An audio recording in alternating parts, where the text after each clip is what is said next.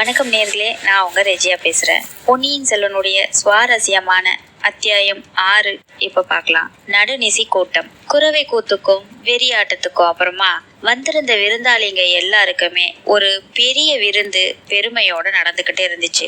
வல்லவரையனுக்கு விருந்து ஒன்னும் ருசிக்கவே இல்லை. அவனோட உடம்பு ரொம்ப களைப்பா இருந்துச்சு, உள்ளம் கலங்கி போய் இருந்துச்சு. இருந்தாலும் அவனோட பக்கத்துல அவனுடைய நண்பன் கந்தமாறன் உட்கார்ந்துகிட்டு விருந்தாளிகள்ல யார் யார் இவங்க, என்ன உறவு அப்படிங்கறத எல்லாம் ரொம்ப பெருமையோட வந்தியத்தேவனுக்கு எடுத்து சொல்லிக்கிட்டே இருந்தான். அந்த இடத்துல பழுவேட்டரையரையும் சம்புவரையரையும் தவிர அங்க மழபாடி தென்னவன் மழவரையர் வந்திருந்தாரு. குன்றத்தூர் பெருநிலக்கிழார், மும்முடி பல்லவரையர், தான் தொங்கி கழிங்கராயர், வணங்காமுடி முனையரையர், தேவ சேனாதிபதி பூவரையர், அஞ்சாத சிங்கமுத்தையர், இரட்டை குடை ராஜாளியார், கொல்லிமலை பெருநிறவேளார் அப்படின்னு இன்னும் நிறைய பேர் வந்திருந்தவங்க எல்லாரையும் கந்தமாறன் தன்னுடைய நண்பனோட காதுல ரொம்ப மெல்லிய குரல்ல சொல்லி, மத்தவங்களுக்கு தெரியாதபடி சொல்லி அவங்களையும் சுட்டி காட்டி தெரியப்படுத்திக்கிட்டே இருந்தான். நான் இப்ப சொன்ன இந்த பெருமைக்காரங்க எல்லாமே சாதாரணவங்க கிடையாது. சாதாரணமா ஒரு இடத்துல ஒண்ணு கூட கூடியவங்களும் கிடையாது. இவங்க யாரையும் அவ்வளவு சீக்கிரத்துல பாத்திர முடியாது. அநேகமா இதுல இருக்கிற ஒவ்வொருத்தங்களும் குறுநில மன்னர்கள், இல்ல குறுநில மன்னர்களுக்கான மரியாதையை உடையவங்க. ராஜா அல்லது அரசர் அப்படிங்கிற பேரெல்லாம் மாறி அரையர் அப்படின்னு வழங்கி வந்துச்சு. சிற்றரசர்களும் சிற்றரசர்களுக்கு சமமான சிறப்பு வாய்ந்தவங்களும் அரையர் அப்படின்ற பட்டத்தை பெயரோட சேர்த்து வச்சுக்கிட்டாங்க. அவங்களுடைய ஊரை மட்டும் சொல்லி பக்கத்துல அரையர் அப்படின்னு சேர்த்து சொல்ற ஒரு வழக்கமும் இருந்துகிட்டு வந்துச்சு. அந்த நாள்ல சிற்றரசர்கள் அப்படின்னாலே அவங்களுடைய பிறப்பு நாளை மட்டும் அரசர் பட்டம் வாங்கி வந்தவங்க கிடையாது. அரண்மனை சுகபோகங்கள்ல திகழ்ந்து வாழ்ந்திருப்பவர்களும் இல்ல. போர்க்களத்துல நேரடியா நின்னு போர் புரிய தயாரா இருக்கிற வீராதி வீரர்கள் தான் இந்த உரிமையை காப்பாத்திக்கவே முடியும். அதனால இதுல இருக்கிற ஒவ்வொருத்தங்களும் ஒவ்வொரு போர்ல பங்கேற்று ஒவ்வொரு பெரிய பெரிய காயங்களை பரிசா வாங்கினவங்களாவும் இருப்பாங்க. இன்னைக்கு அத்தனை பேரும் பழையாறை சுந்தர சோழ சக்கரவர்த்தியோட ஆட்சிக்கு அடங்கி அவங்களோட எல்லைக்குள்ள அதிகாரத்தை செலுத்தி வந்தவங்க தான். சில பேர் இதுல சோழ குலத்துல அரசாங்க பதவியிலையும் வகிச்சிட்டு வந்தாங்க. இப்படிப்பட்ட பெருமையானவங்களும் பேரரசர்களும் சிற்றரசர்களும் ரொம்ப மரியாதையானவங்களும் வீரர்களுமான அத்தனை பேரையும் ஒரே இடத்துல ஒண்ணு சேர தன் நண்பனுக்கு பக்கத்துல, அதுவும் பக்கத்திலேயே உட்கார்ந்து சாப்பிடக்கூடிய அளவுக்கு நெருக்கமா பார்த்ததுல வந்தியத்தேவனுக்கு பெரிய மகிழ்ச்சியே இருக்கணும். ஆனா அப்படி ஒன்னும் மகிழ்ச்சியோ பெருமையோ வந்தியத்தேவனுடைய மனசுல ஏற்படவே இல்லை. இவ்வளவு பேரும் இப்படிப்பட்ட பெரிய பெரிய விஷயங்கள்ல ஈடுபட்ட இவங்க எல்லாமே இந்த இடத்துல எதுக்கு கூடியிருக்காங்கன்ற எண்ணமோ அதுக்கான பயமும் மட்டும் அவனோட மனசுல அலை அடிக்கிற மாதிரி அப்பப்போ வந்து போய்கிட்டே தான் இருந்துச்சு. அவனோட மனசுல இப்படிப்பட்ட பெரிய குழப்பத்தோடையே வல்லவரையன் அவனுக்குன்னு கந்தமாறன் தயார்படுத்தி வச்சிருந்த ஒரு தனி படுக்கை அறைக்கு வந்திருந்தான். பலரும் விருந்தாளியா அந்த மாளிகைக்கு வந்திருந்ததுனால வல்லவரையனுக்கு அந்த மாபெரும் மாளிகையில மேல் மாடத்துல ஒரு மூலையில ஒரு திறந்த மண்டபம் மட்டும்தான் படுக்கிறதுக்கு கிடைச்சிருந்துச்சு. சரி நண்பா, நீ ரொம்பவும் களைச்சு போயிருக்க, அதனால நிம்மதியா இந்த இடத்துல படுத்து தூங்கு. மத்த வந்திருக்கிற எல்லா விருந்தாளிகளையும் நல்லபடியா கவனிச்சுட்டு நான் உன் கூடவே வந்து படுத்து தூங்குறேன் அப்படின்னு கந்தமாறன் சொல்லிட்டு போனான். சரின்னு சொல்லிட்டு வந்தியத்தேவன் அந்த இடத்துல படுத்த உடனேயே அவனோட கண்ணெல்லாம் சுத்திக்கிட்டு வந்துச்சு. ரொம்ப சீக்கிரத்திலேயே நித்ரா தேவி அவனோட கண்களை ஆட்கொண்டார். ஆனாலும் என்ன லாபம், மனசுன்னு ஒண்ணு இருக்கே, என்ன பண்ண முடியும்? அத நித்ரா தேவியால மட்டும் இல்ல, வேற யாராலையும் கட்டுப்படுத்தவே முடியாது. உடம்பு என்னமோ அசைவே இல்லாம இருந்தாலும் கூட, கண்களும் மூடி இருந்தாலும் மனசோட ஆழத்துல பதிஞ்சு இருக்கிற சில விஷயங்கள் கனவா வருது. ஒரு காரணமும் இல்லாத, அறிவுக்கு பொருத்தமே இல்லாத பல பெரிய விஷயங்களும் அந்த கனவு உலகத்துல நடக்குது. எங்கேயோ ரொம்ப தூரத்துல ஒரு நரி ஊளையிடுற சத்தமும் கேக்குது. ஒரு நரி 10 நரியா மாறி 100 நரியா மாறி எல்லாம் ஒன்னா சேர்ந்து ஊளையிட்டா எப்படி இருக்கும்? அதே மாதிரி ஊளையிட்டு கத்திக்கிட்டே வந்தியத்தேவனை நெருங்கி நெருங்கி துரத்திக்கிட்டே வருது. அப்போ ஒரு பெரிய இருள் அந்த நரியோட கண்ணு அப்படியே சின்ன சின்ன நெருப்பு கங்குங்க போல அவன் கிட்ட பொறி பறக்க நெருங்கி வந்துச்சு.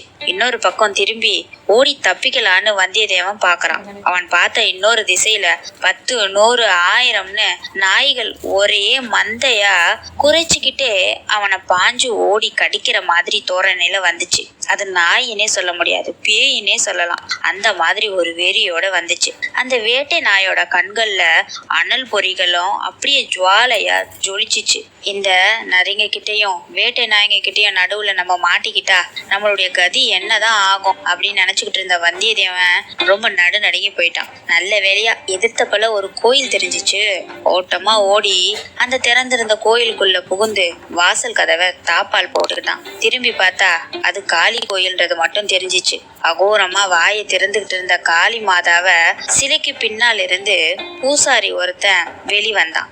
அப்படி வந்த அந்த பூசாரியோட கையில ஒரு பயங்கரமான வெட்டறிவாள் இருந்துச்சு. வந்தாயா, வா வா அப்படின்னு சொல்லிக்கிட்டே அந்த பூசாரி ரொம்ப கிட்ட நெருங்கி நெருங்கி நெருங்கி வந்துகிட்டே இருந்தான். நீ பிறந்த அரச குலத்துல வரலாறு என்ன? எத்தனை வருஷங்களா உன்னுடைய குலத்துல எனக்கு ஆட்சி செஞ்சுக்கிட்டு இருக்காங்க, உண்மையை சொல்லு அப்படின்னு அந்த பூசாரி கேட்டுக்கிட்டே வல்லவரையனை நோக்கி கிட்ட வந்தான். வானர் குலத்து வல்லவரையர் 300 வருஷங்களா ஆட்சி புரிஞ்சுக்கிட்டு இருந்தவர். என் தந்தையோட காலத்துல வைத்தும்பராயர்களால அரச இழந்துட்டோம் அப்படின்னு வந்தியத்தேவன் சொல்றான். அப்படின்னா நீ தகுந்த வழி இல்ல, ஓடிப்போ அப்படின்னு அந்த பூசாரி சொல்றான். இப்படி சொன்ன உடனே திடீர்னு காளி மாதாவோட இடத்துல கண்ண பெருமாள் காட்சி அளித்தாரு. கண்ணன் சந்நிதியில 2 பெண்கள் கையில பூமாலையோட ஆண்டாள் பாசுரம் பாடிக்கிட்டே நடனம் ஆடினாங்க. இத வல்லவரையன் பார்த்து பரவசப்படுத்திக்கிட்டே இருந்தான். அப்படி பார்த்துக்கிட்டே இருக்கும்போது அவனுடைய பின்பக்கத்துலேன்னு கண்டோம் கண்டோம் கண்ணுக்கினியவையை கண்டோம்னு சில பாடலை பாடிக்கிட்டு யாரோ வராங்க. யாரா இருக்கும்னு திரும்பி பார்த்த வல்லவரையனுக்கு ஆழ்வார்க்கடியன் நம்பிதான் தெரிஞ்சான். இல்லை இல்லை, ஆழ்வார்க்கடியனுடைய தலை பாடியது. அந்த தலை மட்டும் பலிபீடத்தில் வைக்கப்பட்டிருந்தது. இந்த காட்சியை பார்க்க சகிக்க முடியாதவனா வல்லவரையன் அப்படியே திரும்பிக்கிட்டான். அப்போ தூணுல அப்படியே முட்டிக்கிட்டான். கனவும் கலைஞ்சு போச்சு. கண்கள் திறந்து பார்த்தா ஆனா கனவையும் நனவையும் ஒன்னா பிணைஞ்ச மாதிரி ஒரு காட்சியை அவன் பார்க்க நேர்ந்து. அவன் படுத்திருந்த இடத்துக்கு நேரா எதிர்புறத்துல, அதாவது கடம்பூர் மாளிகையோட சுற்று மதில் இருக்கு இல்லையா, அந்த மதிலோட மேல ஒரு தலை தெரிஞ்சிச்சு. அது அந்த ஆழ்வார்க்கடியான் நம்பியோட தலை தான். இந்த தடவை அது கனவல்ல, வெறும் பிரம்மையும் அல்லன்றது மட்டும் நிச்சயம். ஏன்னா எத்தனை நேரம் பார்த்தாலும் அந்த தலைய அங்கேயே இருந்துச்சு. அந்த தலை அங்கிருந்து நகரவே இல்லை. அப்படின்னா இது கனவில்ல, நிஜம்தான்னு தெரிஞ்சுக்கிட்டான். அது வெறும் தலை மட்டும் இல்ல, தலைக்கு பின்னால உடம்பும் இருக்குது அப்படிங்கிறத வந்தியத்தேவன் சீக்கிரத்திலே யூகித்து தெரிஞ்சுக்கிட்டான். ஏன்னா ஆழ்வார்க்கடியானுடைய கைகள் அந்த மரத்தோட ஓரத்தோட விளிம்ப பிடிச்சி தொங்கிக்கிட்டு இருந்துச்சு. அதோட அவன் ரொம்ப நேரமா கவனமா மதிலுக்கு கீழே உட்புறத்துல எதையோ உத்து பார்த்துக்கிட்டே இருந்தான். சரி, அவன் அவ்வளவு கவனமா அங்க என்னத்த பாக்குறான்? இதுல ஏதோ வஞ்சக சூழ்ச்சி இருக்கு அப்பா, தலையை சுற்றுகிறதப்பா. ஆழ்வார்க்கடியான் நல்ல நோக்கத்தோட ஒன்னும் இங்க வந்திருக்க முடியாது. ஏதோ துஷ்ட நோக்கத்தோட தான் கெட்டது செய்யறதுக்காகவே இங்க வந்திருக்கிறான். அவன் அந்த மாதிரி எந்த கெட்ட செயலையும் செய்யாம இருக்கிறது கந்தமாறனுடைய நண்பன் ஆகிய நம்மோட கடமை இல்லையா அப்படின்னு தனக்கு ஞாபகப்படுத்திக்கிட்டான். அது மட்டும் இல்ல, அவங்க வீட்டுல அவன் ஒருவேளை சாப்பாடும் சாப்பிட்டிருக்கான் இல்லையா, அதுக்காகவும் தான் இத போல நினப்பு வருது. உடனே வல்லவரையன் துள்ளி எழுந்து உட்கார்ந்த உடனே பக்கத்துல இருந்த அவன் உரையில போட்டு வைக்கப்பட்டிருந்த அந்த கத்தியை எடுத்து இடுப்புல சொருக்கிக்கிட்டான். ஆழ்வார்க்கடியனுடைய தலை தெரிஞ்ச அந்த திசையை நோக்கி வேகமா நடைய போட்டான். மாளிகையோட மேல் மாடத்துல ஒரு மூலையில இருந்த மண்டபத்துல தானே வல்லவன் படுத்திருந்தான். சரி, அங்கிருந்து கிளம்பி அந்த மதில் சுவரன் நெருங்கி நடந்து வந்தா மேல் மாடத்திலிருந்து மண்டப சிகரங்கள், மேடைகள், விமான ஸ்தூபிகள், தூண்கள் இது எல்லாத்தையும் கடந்து தாண்டி சுற்றி வளைஞ்சி நெளிஞ்சிதான் நடக்க வேண்டியதா இருந்துச்சு. கொஞ்ச தூரம் அந்த மாதிரி நடந்த பிறகு திடீரென்று எங்கேயோ ஒரு பேச்சு குரல் வந்ததை கேட்டு வல்லவரையன் தயங்கி அங்கேயே நின்னுட்டான். அங்கிருந்த ஒரு தூணை பிடிச்சுக்கிட்டு அதோட மறைவில மறைஞ்சு நின்னுக்கிட்டு எட்டி பார்த்துக்கிட்டு இருந்தான். அதுக்கும் கீழே குறுகலான முற்றம் ஒண்ணு இருந்துச்சு. அதுல 3 பக்கமும் நெடுஞ்சுவர்களும் சூழ்ந்திருந்துச்சு. அந்த இடத்துல 10-12 பேர் உட்கார்ந்து இருந்தாங்க. பாதி நிலாவோட வெளிச்சத்தை அந்த பெரிய சுவருங்க எல்லாமே தாண்டி மறைச்சிக்கிச்சு. ஆனா ஒரு சுவரோட பாதியில இருந்த இரும்பு அகல் விளக்கோட வெளிச்சம் மட்டும் கொஞ்சம் அவங்க கிட்ட அந்த வெளிச்சத்தை தந்துச்சு. அப்படியே அங்க கூட்டம் போட்டு உட்கார்ந்து இருந்த அத்தனை பேருமே அன்னைக்கு ராத்திரி வந்தியத்தேவன் விருந்துல பார்த்த பெரிய பெரிய ஆளுங்க தான். அங்க ஏதோ முக்கியமான விஷயத்த பத்தி கலந்து ஆலோசிக்கவே அந்த நட்ட நடு ராத்திரியில ஒரு கூட்டம் போட்டு இருக்காங்க. இந்த இடத்துல கூடி உட்கார்ந்து அதை பத்தி தான் பேசிக்கிட்டும் இருக்காங்க அப்படிங்கிறத வந்தியத்தேவன் தெரிஞ்சுக்கிட்டான். ஓஹோ, இங்க இவங்க பேசிட்டு இருக்க இந்த ரகசியத்தை தான் ஆழ்வார்க்கடியான் மதில் சுவர் மேல இருந்து அவ்வளவு கூர்மையா கவனிச்சு கேட்டுக்கிட்டு வரானா? ஆஹா, ஆழ்வார்க்கடியான் மிக பொல்லாத கெட்டிக்காரன்றதுல சந்தேகமே கிடையாது.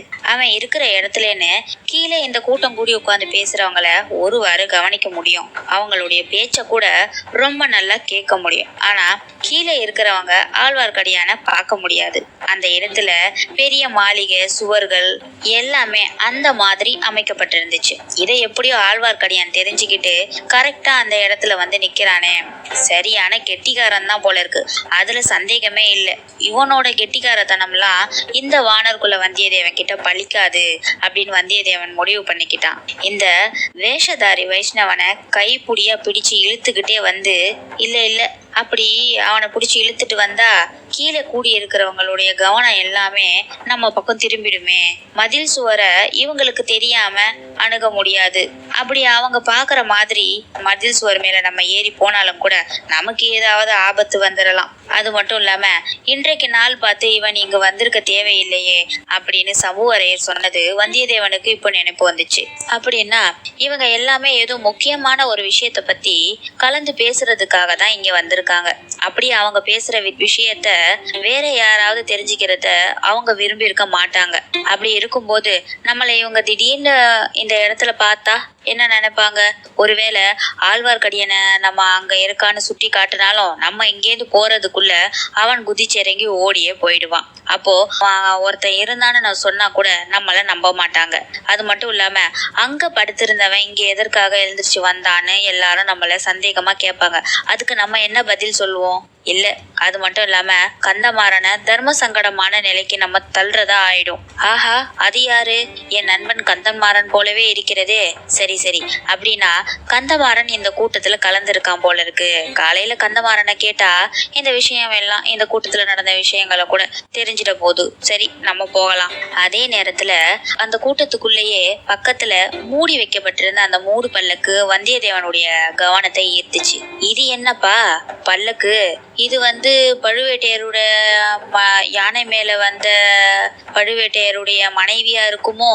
அதுக்குள்ள ஒரு பெண் திரையை நீக்கி வெளியே வந்து நம்மள பார்த்தாலே, இப்போ அந்த பெண் இந்த மாளிகையிலே இருக்கிறாளா? என்னப்பா இது? அந்தபுரத்துக்கு கூட அவளை இந்த கிழவர் அனுப்பவில்லையாமே. வயசானவங்க இந்த மாதிரி சின்ன பொண்ணுங்களை கல்யாணம் பண்ணிக்கிட்டாலே இந்த பிரச்சனை தான் அவங்க உயிரை வாங்குது. சந்தேகம்னு சொல்லி ஒரு நிமிஷம் கூட தங்களுடைய மனைவியை விட்டு பிரியவே மாட்டாங்க. இதுக்கெல்லாம் அவங்களுக்கு மனசே வராது. ஒருவேளை இப்ப கூட இந்த பல்லக்குல பழுவேட்டையருடைய இளம் மனைவி இருக்கிறாளோ என்னமோ. சரி, இந்த வீராதி வீரரோட தலைவிதியை பத்தி நம்ம பேசி என்ன ஆகும் போது? இந்த வயசுல ஒரு இளம் பெண் கிட்ட அகப்பட்டுக்கிட்டு அவளுக்கு அடிமையாகி இப்படி தவிக்கிறாரே. ஆனா என்ன, அப்படி ஒன்னும் அவர் ரதியோ மேனகையோ ரம்பையோ இல்ல. வந்தியத்தேவன் ஒரு நிமிஷம் அவளை பார்த்தப்ப ஏற்பட்ட அருவருப்ப உணர்ச்சிய நினைச்சு பார்த்தான். அதை மறக்கவே முடியல. அப்படிப்பட்ட ஒரு அருவருப்பு இந்த வீர பழுவேட்டையருக்கு என்ன மோகமோ அந்த பொண்ணு மேல தெரியலப்பா. அதை விட அதிசயமானது என்னன்னா அந்த ஆழ்வார்க்கடியனுடைய பைத்தியம்தான். இந்த பல்லக்கு இங்க வச்சிருக்கிறதுனாலதான் அவன் இந்த மதில் மேல ஏறி பாத்துக்கிட்டு இருக்கான்னு நினைக்கிறேன். ஆனா அவனுக்கும் அவளுக்கும் என்ன உறவோ என்னமோ நமக்கு என்ன தெரியும்? அவள் ஒருவேளை அவனுடைய சகோதரியா இருக்கலாம், இல்ல காதலியா இருக்கலாம். பழுவேட்டையரைய பலவந்தமா அவளை தூக்கிட்டு வந்திருக்கலாம். அப்படியெல்லாம் செய்யக்கூடியவர் தான் இவரு. அதனாலதான் அவளை பார்த்து பேசுறதுக்கு ஒரு சந்தர்ப்பமாவது கிடைக்காதான்னு ஆழ்வார்க்கடியன் எதிர்பார்த்து ஒவ்வொரு நிமிஷமும் காத்துட்டு இருக்கான் போல. அப்படின்னு இத பற்றி நமக்கு என்ன, பேசாமல் போய் படுத்துக்கலாம் அப்படின்னு சொல்லிட்டு வந்தியத்தேவன் அந்த இடத்துல என்ன வேகமா கிளம்புறான். கீழே இறங்க போற அந்த கடைசி நிமிஷத்துல தன்னுடைய பேரு அந்த கூட்டத்துல கீழே பேசிட்டு இருந்தவங்க வாயில இருந்து வந்த உடனே அது அவன் காதுல வந்து விழுந்துச்சு. உடனே நம்மளை பத்தி இவங்க என்ன சொல்றாங்க அப்படின்னு சொல்லி ரொம்ப கூர்மையா காதை தீட்டி வச்சுட்டு கேட்க ஆரம்பிச்சான். அப்போ அந்த கூட்டத்துல இருக்க ஒருத்தர் சொன்னாரு, உன்னோட மகனுடைய சிநேகிதன்னு ஒரு பிள்ளை இங்க வந்திருக்கானே, அவன் எங்க படுத்திருக்கா? நம்முடைய பேச்சு எதுவும் அவனோட காதுல விழக்கூடாது. கூடாது. ஞாபகம் இருக்குதா? அவன் வடதிசை மாதாண்ட நாயக்கரின் கீழே பணி செய்ய வந்த ஒரு ஆள் அப்படிங்கிறது மட்டும் உங்க எல்லாருக்கும் ஞாபகம் இருக்கட்டும். நம்முடைய திட்டம் எதுவும் உறுதியா நிறைவேற காலம் வரதுக்குள்ள யாருக்குமே இத பத்தி தெரியக்கூடாது.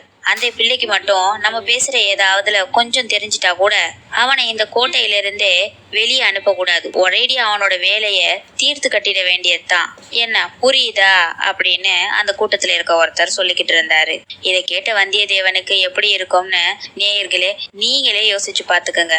ஆனாலும் வந்தியத்தேவன் அந்த இடத்தை விட்டு நகர்ந்து போகவே இல்லை.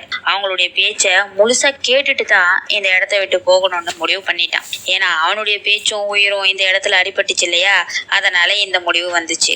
அப்போ வந்தியத்தேவன் நினைக்கிறான், வடதிச மாதண்ட நாயக்கர் யாரு? சுந்தர சோழ சக்கரவர்த்தியோட மூத்த மகன், அடுத்தபடியா சோழ சிம்மாசனத்துல ஏறக்கூடிய பட்டத்து இளவரசர். அவரு கூட நான் வேலை பார்க்கறதுல இவங்களுக்கெல்லாம் என்ன ஒரு ஆட்சேபனை இருக்கிறதுன்னு தெரியலையே.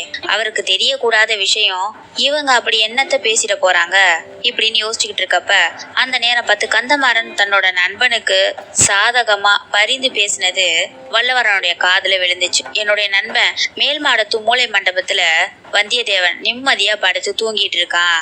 இந்த கூட்டத்துல பேசுற பேச்சு அவனோட காதுல விழுறதுக்கு வாய்ப்பே இல்லை. நமக்கு சம்பந்தம் இல்லாத எந்த ஒரு விஷயத்திலயும் அவன் தலையிட மாட்டான். அவன் இதெல்லாம் கேட்கவும் மாட்டான். அப்படியே கேட்டாலும் கூட அதனால உங்களோட எந்த ஒரு யோசனைக்கும் அது பாதகமா ஆகாது. அதுக்கு நான் பொறுப்பு அப்படின்னு கந்தமாறன் சொன்னான். அப்போ பழுவேட்டரையர் சொன்னாரு, உனக்கு அவன் மேல இருக்கிற நம்பிக்கை எல்லாத்தையும் நினைச்சு எங்க எல்லாருக்குமே சந்தோஷம்தான்ப்பா. ஆனா எங்கள்ல யாருக்குமே அவனை முன்பின்ன தெரியாது. அதனாலதான் நாங்க எல்லாருமா சேர்ந்து உனக்கு எச்சரிக்கை சொல்றோம். நம்ம இங்க பேச போகிறதோ ஒரு பெரிய சாம்ராஜ்யத்தோட உரிமையோட விஷயம். அஜாக்கிரத காரணமா ஒரு வார்த்தை வெளியில போனாலும் அதனால பயங்கரமான விபரீதம் வரும். இது உங்க எல்லாருக்குமே நினைவு இருக்கட்டும் அப்படின்னு பழுவேட்டரையர் சொல்றாரு. அப்படி என்னத்தை தான் பேச போறாங்கன்றத அடுத்த அத்தியாயத்துல தெரிஞ்சுக்கலாம். நன்றி, வணக்கம்.